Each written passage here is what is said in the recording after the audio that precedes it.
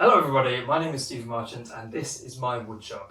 Today we're going to talk about the table saw. This is going to be my first two-part video because there's a lot to talk about with the table saw. I don't want to cram it all into one video because it's a lot to take in. And I really do think it's one of those tools that deserves a lot of attention, a lot of explaining. So let's get to it. So in my opinion, it is one of the most versatile tools you can own. It's one of those tools that when you own one, you can never do without one. If I got rid of my table saw tomorrow, I think production in here would stop. There'd be a lot of things I would not be able to do. Making a simple rip cut would be out of the question. So I'm going to set the table saw up. We're going to go through its functionality, what it can do. I won't be doing any demonstrations in this video, that'll be in the next video. So if you want to see how it works or what it does, that'll be next week on Monday, or the next video if you're watching this one in the future and I've already done the next one. Right, so let's take a look. Okay, so first of all, let's take a look at the front of the machine. This is where all the business is. So you've got your on and off switch, safety switch as usual. There's a guard around it so you can't accidentally press it. Green on, red off, obviously. There's a little reset button above there, so if it overheats, if it short circuits for whatever reason, press the reset button and it should right itself. I don't know how it works really, but there it is. You've got your height adjustment knob here, so you can see the blade sticking out the top here. There's a plus and a minus.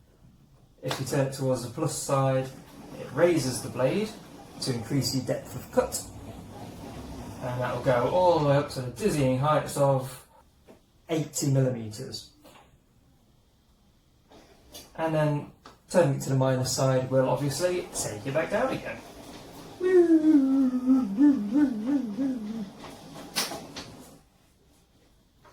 Yep. So obviously the blade doesn't have to be at its highest. I'm just for demonstration purposes going to take it to the top. This knob also has another function. So it has a little cog attached to the back of it, and you'll see there's teeth in a curve around this hole here. And what that does, if you unclip this, push this in, and then as you roll it, the cog will move on these teeth and tilt the blade.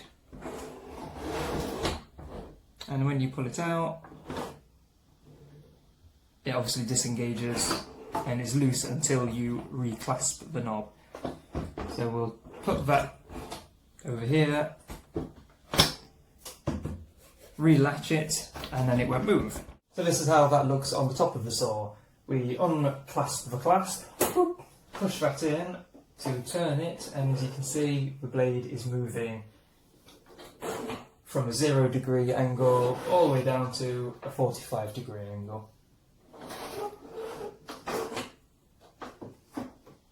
Okay, so coming round to this side of the saw, ignore the handles. This is just this model of table saw. It comes with a foldable stand, but most table saws will just be this plastic base and the top.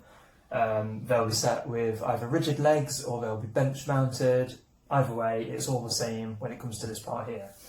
So most table saws will have a storage space for a push stick on the side, and the push stick, all that does is keeps your hand away from the blade as it's spinning, so it allows you to push the wood through the saw blade from a distance, which is very important. And somewhere on your machine there will be technical specifications which will tell you the size of the saw blade you need, the weight of the machine, the RPM, model number, that kind of thing. It'll differ from model to model, but there should be technical specifications somewhere on your saw, or it'll be in the manual. Okay, so the rear end of the saw, pretty boring. You've got a cable. Obviously the cable can be anywhere on your saw, most of the time at the back because they want the cable away from where you're stood. There's the dust extraction port here. Pretty much all table saws will be split into two. This one is where your shop vac plugs into, or a dust bag if you don't have a shop vac. And this one on the side here is for the dust extraction hood, which goes above your blade. I don't really use mine. I'll tell you why in the next video, I guess. But what it'll do is it'll have an extra hose that comes out this side and connects to the hood, so any sawdust that comes from above the blade will be drawn into that hose and into the shop vac this end. I take mine off so sawdust can't just fly out of there before it reaches the shop vac. And the last side of the table saw here is the blade storage and the spanner storage. So I don't have any spare blades for this saw, but if I did, they sit on here with this little twisty knob. So you take the twisty knob off, and there's a little circle here for the blade to sit onto, and then the spanners will go on top, and then finally this nut will go on and hold them all in place. These spanners are for initially assembling the table saw, and then the top ones are for loosening and tightening the arbor nuts on the blade, which we will cover a little bit later.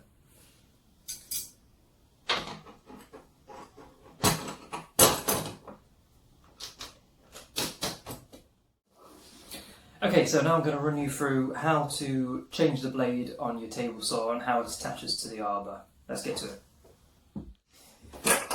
Right, so this is the view from the top of the table saw, as you can see. There's this big orange plastic thing in the middle of the table called the throat plate. First of all, we've got to remove this by turning this little keyhole here with the end of the spanner. And that comes out like that. So if we take a look from this side, you can see a lot of dust.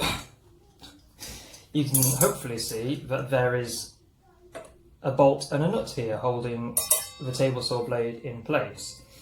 So we're going to use the biggest spanner on the larger nut, and I'm going to rest that against the table here to stop it from turning any further.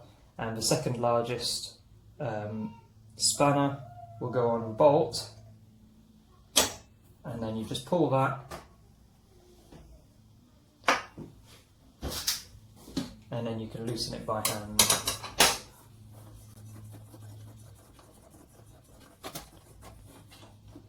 There we are, so that's the first bolt that comes off. As you can see, that spanner is made with that bolt. Next thing to come off is the arbor nut, which usually just come off with the blade. And there we are. And there's the arbor nut. So, that's the saw blade. As you can see, it's had a bit of usage. The paint has rubbed off all the way around, the wood has touched it. Teeth around the outside, and a hole in the middle. And you can see how that fits on here, so there'll be an arbor poking out. That will come through the hole. This plate will go over the arbor and fix on there. And then your bolt will go through that hole and screw onto the arbor, and it will hold it all in place, nice and tight and flat. So to put it back on, we make sure that the teeth are facing us. We know that the saw blade spins in this direction, it spins towards us, as in it eats into the wood as it spins. So the teeth are pointing towards us, there'll be little arrows on the inside telling you the direction of the cut anyway. That slots in right there, and you've got to make sure it's actually resting on the little circle that's on there. As best I can describe it, it's a little outward circle. So that's on there. You take the plate nut, stick that over the top there. There we go.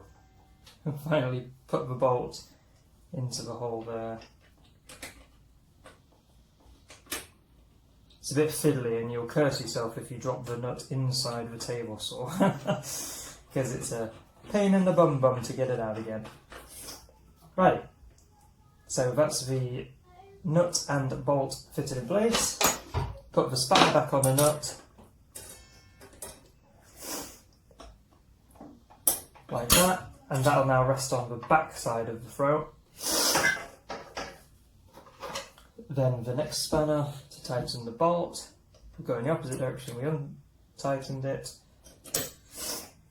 And the trick to this is you don't want to really ram it on there, you don't want to put your whole body into tightening the nut, the bolt, just enough that you feel some resistance.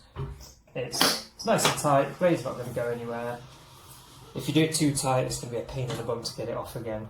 So the direction that the blade spins opposes the thread of the bolt, so it sort of acts as though it's tightening it as it's spinning anyway, so it's never going to run itself loose, if you know what I mean.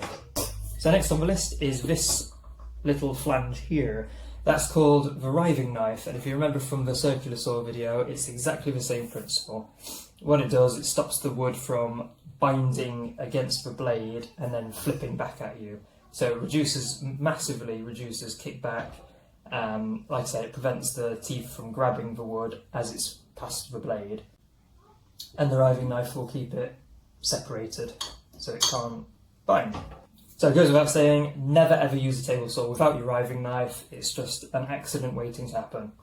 Also, the riving knife will have a little hole there, and that is where your dust extraction hood fits onto, and it levers up and down here, sort of like this. So the dust extraction hood can lift up as the wood is going through, and it will fall back down again when it's passed to collect the dust.